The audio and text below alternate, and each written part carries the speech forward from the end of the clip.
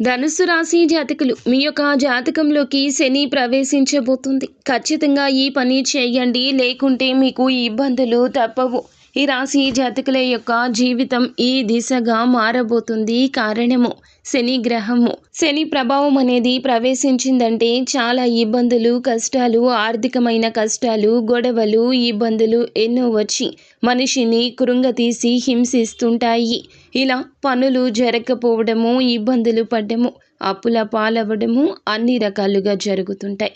శని ప్రభావం నుండి తప్పించుకోవాలంటే శివయ్య ఆరాధన మేలు. శివయ్య ఆరాధన చేయండి. శనివారం పూట నలుపు వస్త్రాలు వేయొద్దు.